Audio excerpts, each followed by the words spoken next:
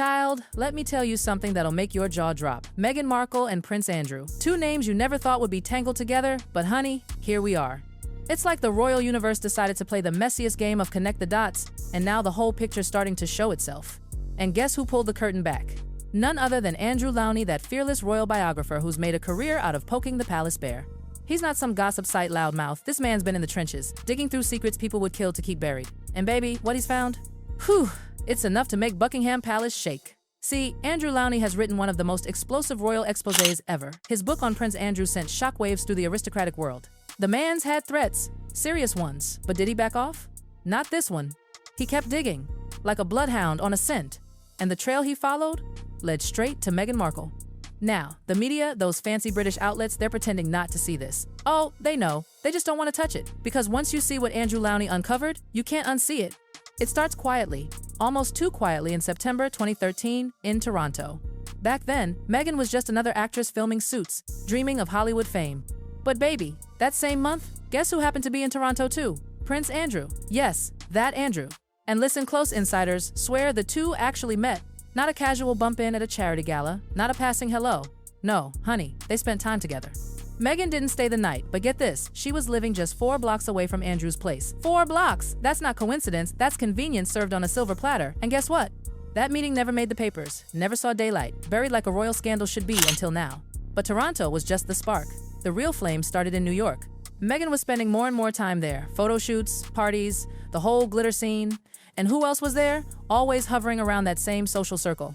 Andrew's daughters, Princess Eugenie and Princess Beatrice. Those York girls became Meghan's crowd. Same friends, same events, same glamorous chaos. In 2014, Meghan's hairstylist posted a cozy picture with her, the very same stylist who popped up in Eugenie's feed not long after. Same faces, same parties, same world. And then enters the man who ties every loose thread together, Marcus Anderson. Baby, this man is everywhere. Meghan's best friend, constant companion, the invisible hand guiding her into every room that matters. He's the global membership director at Soho House, that private club where privacy costs more than gold. Anderson isn't just Meghan's buddy. He's tight with Eugenie, Beatrice, and practically every royal-adjacent person walking around London and New York. Soho House isn't just a club, it's a kingdom of secrets. And Marcus Anderson? He's its gatekeeper, the puppet master behind the velvet ropes. Now, let's talk about this Soho House world because, baby, it's where everything overlaps. Owned by billionaire Ron Burkle, this man's got connections that'll make your skin crawl. The same Ron Burkle who allegedly flew Meghan around in his private jet while poor Harry, her soon-to-be husband, was out there sitting in economy. Let that sink in. The prince flies coach and the actress rides private. If that doesn't scream power imbalance, I don't know what does. And where does Burkle's name pop up again and again? Right around Jeffrey Epstein's orbit. Oh yes, the same dark circle that swallowed Prince Andrew whole. Now don't get it twisted, nobody's saying Burkle was part of Epstein's inner circle, but his name? Always nearby, always hovering. Now, fast forward to March 2017, a wedding in Jamaica. Tom Inskip, one of Prince Harry's oldest buddies, was getting married. Big event, posh crowd, the perfect royal adjacent gathering. Meghan flew in on, you guessed it, Ron Burkle's private plane again. Harry came from the UK, like a normal man. But the guest list is what'll make you holler. Fergie was there, Princess Eugenie was there, and whispers say Andrew himself was around too. There are photos, darling pictures of the newlyweds with Fergie and Eugenie smiling right there in the frame. And guess who else was right there on the same island? Meghan. Now here's where the royal lies start to crumble. After Meghan married Harry, Fergie gave an interview saying she'd never met Meghan before the royal wedding. Never. Not once. She said it so proudly, like she was reading it off a script. But there's the problem receipts, baby. Because if she was at that Jamaica wedding, and Meghan was there too, and everyone was smiling in those same circles, how on earth had she never met her? You see what I'm saying? Someone's lying. And when royals lie, it's never casual. It means something's being hidden. That wedding wasn't just a celebration, it was a quiet introduction, the night all these overlapping worlds collided. And what do all these threads, Meghan, Andrew, Eugenie, Fergie, Burkle have in common? Soho House, every single one.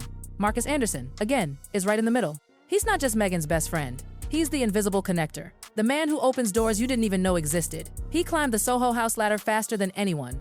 Started as an employee, became global director before 40, and had a wine line named after him, Lady A. Honey, that's not just a job perk, that's legacy. You name wine after family, not staff.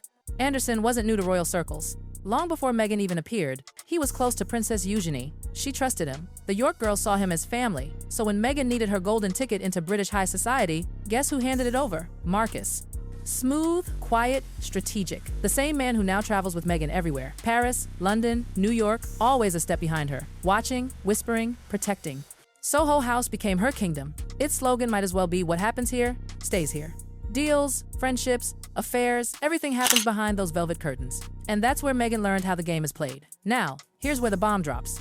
David Boies, the lawyer who represented Virginia Giuffre, the woman who accused Prince Andrew in the Epstein scandal, actually wanted Meghan Markle to be deposed in that case. Let that sink in, darling. You don't drag someone into a case that big unless they're connected. And Andrew Lownie says that right there is the key that explains everything. When a top lawyer asks to depose you, it's not random. It means you might know something that could turn the whole case upside down. Meghan's name wasn't just tossed around, it was considered evidence. Now think about it. Meghan spent years around the York sisters. She got mentorship from Fergie, mingled in circles where Andrew's shadow loomed large, and moved with people who brushed shoulders with Epstein's world. And suddenly, when Andrew's accused, her name shows up on the list of possible witnesses? That's no coincidence. That's a thread in a web too big to ignore. Remember that Oprah interview? Meghan told the world that Fergie had to teach her how to curtsy before meeting the Queen. Everyone thought it was a cute story. But honey, if Fergie was supposedly teaching her how to curtsy, doesn't that mean they already had a relationship? That's not something you do with a stranger. That's familiarity. That's comfort. That's history. According to insiders, Meghan and Fergie had known each other long before that royal wedding. They'd met at events, spent time in overlapping social groups, and allegedly, Fergie had been advising Meghan on how to survive royal life. Imagine that one woman who married into the family and crashed out mentoring another about to do the same. And you know what makes this whole thing darker? There are emails, leaked ones between Fergie and Ghislaine Maxwell. Yes, that Ghislaine Maxwell, Epstein's right hand. These emails show Fergie and Andrew weren't as cut off from Epstein as they claimed. And who's leaking them now? Ghislaine herself, straight from prison. She kept those emails like insurance, her get-out-of-jail card, and now she's dripping them out one by one, shifting attention toward Andrew and away from other names that could crumble entire institutions. Sources say there are thousands more emails. Thousands. Names, places, evidence. Each one a ticking bomb, and palace insiders are terrified because the closer investigators look, the more the royal fabric starts to tear. Inside the royal family, patience is running out. William's furious. He's done covering for Uncle Andrew. Parliament keeps passing the blame to the king, and the king keeps passing it right back. Nobody wants to make the call, but the public's had enough. They want Andrew out of Royal Lodge, out of the family payroll, out of the monarchy's shadow entirely. And through all of this, Andrew Lownie keeps working. He's updating his book, adding 60 more pages of fresh, damning details. 60 pages. That's not an update, that's an explosion. He even hinted that new political names will surface, powerful people who've stayed in the background, terrified their secrets might spill next. Sources are coming forward again. After years of silence, they're ready to talk. They're done being scared. And Lownie's listening to every word. So now the web just keeps stretching wider. Meghan Markle sits right in the middle of it, whether she likes it or not. Look at the trail she allegedly met Prince Andrew in 2013 inches Toronto. She shared circles with his daughters in New York. She attended events with Fergie, the same Fergie who lied about knowing her. She was flown around on private jets owned by men with ties to Epstein's circle. She was best friends with Marcus Anderson, the bridge between royal high society and elite power players. And she was nearly called to testify in Andrew's case. Tell me, does that sound like coincidence to you? Because it sure doesn't to me. Now everyone in the palace is scrambling, pretending none of this happened, hoping it'll fade away. But truth doesn't fade, darling, it surfaces. Piece by piece, email by email, witness by witness. The mainstream media may stay silent, but the truth's roaring behind closed doors. Meghan and Andrew, two names that should never share a headline. Yet, here we are. The deeper you look, the worse it gets. Lies unravel, connections multiply, and the line between innocence and complicity grows thinner by the day. And the craziest part? This story isn't even close to over. Andrew Lownie's next book update will send new shockwaves. More leaks will drop, more insiders will talk, the royal masks are slipping one by one. And soon, the world will see that the fairy tale wasn't just cracked, it was built on secrets. So now I ask you, did Meghan know what she was stepping into? Or was she just another pawn in a royal chess game bigger than any of us could imagine? Because honey, in this kingdom, nothing, and I mean nothing, happens by accident.